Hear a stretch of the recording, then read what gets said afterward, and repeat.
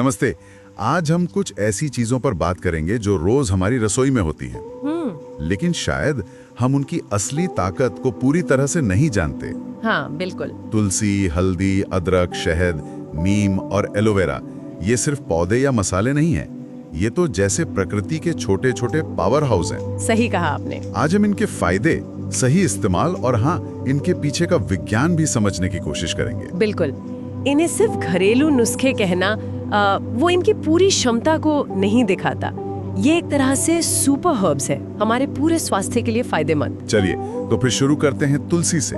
इसे तो जड़ी बूटियों की रानी भी कहते हैं ना। सुना है इम्यूनिटी के लिए बहुत अच्छी है। हाँ, बहुत अच्छी है। देखिए, तुलसी में एंटीवायरल और एंटीबैक्टीरियल गुण तो है ही, पर इसकी एक और खास बात है, ये एक अडेप्टोजन है। मतलब ये तनाव के समय, स्ट्रेस में शरीर को बैलेंस करने में मदद करती है, कोर्टिसोल हार्मोन को कंट्रोल करती है, और हाँ, सांस की तकलीफों जैसे सर्दी खांसी में तो ये बहुत ही कारगर है। इसमें यूजिनॉल जैसे तत्व होते हैं। अच्छा, तो सुबह तुलसी का काढ़ा पीना मतलब एक अच्छी आदत हुई, लेकिन मैंने कहीं पढ़ा था कि इसके पत्ते रोज चबाने नहीं चाहिए, दांतों के लिए ठीक नहीं है। हाँ, ये बात सही है।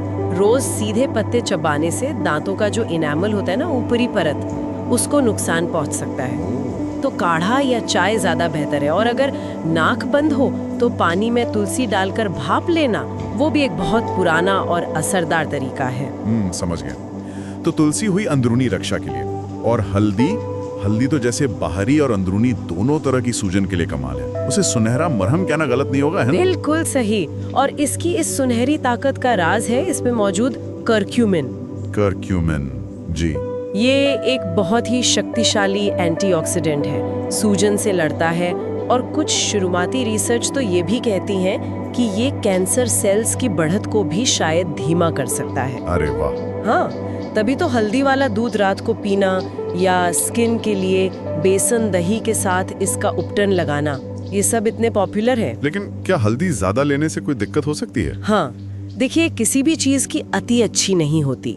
ज्यादा हल्दी कुछ लोगों में एसिडिटी कर सकती है, इसलिए संयम जरूरी है।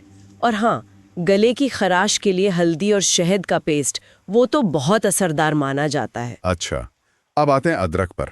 सर्दियों में अदरक वाली चाय के बिना तो मेरा दिन ही नहीं शुरू होता। हाँ, बिल्कुल। और ये पाचन के लिए भी बहुत फेमस है। हाँ, और ये सिर्फ कहने की बात नहीं है। असल में अदरक में जिंजरोल नाम का एक एक्टिव कंपाउंड होता है। जिंजरोल? जी, मतलब वो खास तत्व जो इसे इसकी पाचन शक्ति देता है। ये हमारी आंतों की मांसपेशियों को आराम देता है, डाइजेशन को तेज करता है, गैस, अपच या जैसे सफर में जी मिचलाता है ना, उसमें अदरक बहुत राहत देती है। सही कहा। अदरक की तरह शहद भी गले के लिए बहुत अच्छा है। खांसी में तो बहुत इस्तेमाल होता है। जी हाँ, शहद में कुदरती एंटीबैक्टीरियल गुण होते हैं, एंजाइम्स होते हैं, और ये स्किन के लिए भी अच्छा है क्योंकि ये नमी बनाए रखने में मदद करता है। इसे ह्यूमेक्टेंट कहते हैं। Humectant, okay. और सुबह गर्म पानी, नींबू और शहद का जो कॉम्बिनेशन है, वो मेटाबॉलिज्म को जगाने में मदद कर सकता है। पर शहद के साथ शायद कुछ सावधानियां भी बरतनी पड़ती हैं। हाँ, ये बहुत जरूरी है जानना। 1 साल से छोटे बच्चों को शहद बिल्कुल नहीं देना चाहिए, भूल कर भी नहीं। अच्छा। और जिन्हें डायबिटीज है, उन्हें तो बहुत ही सीमित मात्रा में और अपने डॉक्टर से पूछ कर ही लेना चाहिए। अब आते हैं नीम पर। मुझे हमेशा लगता है कि इतनी कड़वी चीज इतनी फायदेमंद कैसे हो सकती है, खासकर स्किन के लिए, और कहते हैं खून भी साफ करती है। हाँ, नीम की वो कड़वाहट ही उसकी ताकत है। असल में इसकी पत्तियों में अजाडिरेक्टिन और निम्बिन जैसे बड़े शक्तिशाली एंटीबैक्टीरियल और एंटीफंगल तत्व होते हैं। इसी वजह से ये मुहासों पर, एक्जिमा पर, यहाँ तक कि डैंड्रफ पर भी इतना असर करती है। और हाँ, खून साफ करने और लिवर फंक्शन के लिए भी इसे अच्छा माना जाता है। तो क्या इसे रोज इस्तेमाल करना ठीक है? नहीं, रोजाना और ज्यादा मात्रा में नीम लेने से लिवर पर थोड़ा बोझ पड़ सकता है। बेहतर है हफ्ते में 2-3 बार खाली पेट बस 2-3 पत्तियां चबा लें, या फिर नीम पेस्ट का बाहरी इस्तेमाल किया। और हाँ, गर्भवती महिलाओं को इससे बचना चाहिए। ठीक है। और आखिर में एलोवेरा। नीम की कड़वाहट के बाद एलोवेरा की ठंडक वो बड़ी राहत देती है, खासकर अगर धूप से त्वचा जल गई हो। बिल्कुल, एलोवेरा जेल स्किन को शांत करने के लिए तो बेहतरीन है। इसमें विटामिन ए, सी, ई होते हैं, एंजाइम्स होते हैं जो त्वचा की हीलिंग तेज करते हैं, कोलेजन बनाने में मदद करते हैं। अच्छा। और ये पाचन के लिए भी अच्छा है, पेट की अंदरूनी परत को आराम देता है, बालों के लिए भी इसका जेल बहुत फायदेमंद है। हाँ, इसका जूस भी काफी लोग पीते हैं, मैंने देखा है। हाँ, पीते हैं, पर जूस के मामले में थोड़ी सावधानी बरतनी चाहिए।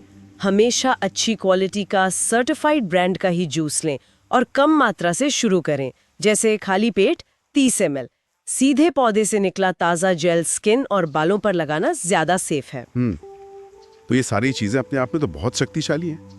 क्या इनके कुछ खास कॉम्बिनेशंस भी हैं जो और ज्यादा असरदार हों? हाँ, बिल्कुल है। कुछ आजमाए हुए कॉम्बिनेशंस हैं, जैसे गले की खराश है तो हल्दी और शहद मिलाकर लेना। इम्यूनिटी बढ़ानी है तो अदरक और तुलसी का काढ़ा सबसे अच्छा है। मुहासों के लिए नीम और एलोवेरा का पेस्ट बनाकर लगाना। ओके। और स्किन को नमी देनी है तो शहद और एलोवेरा जेल मिलाकर लगा सकते हैं। ये जानना बहुत उपयोगी है। और एक बात जो हमेशा याद रखनी चाहिए वो ये कि हर किसी का शरीर अलग होता है ना? जो चीज एक के लिए फायदेमंद है, जरूरी नहीं कि वो दूसरे के लिए भी उतनी ही काम करे। सही बात है। खासकर अगर किसी को कोई स्किन प्रॉब्लम है या प्रेगनेंसी है या कोई पुरानी बीमारी चल रही है, तो कुछ भी नया इस्तेमाल करने से पहले एक छोटा सा पैच टेस्ट कर लेना या किसी अच्छे आयुर्वेदिक डॉक्टर या विशेषज्ञ से सलाह लेना हमेशा बेहतर होता है। अति किसी चीज की अच्छी नहीं, संयम ही कुंजी है। बिल्कुल।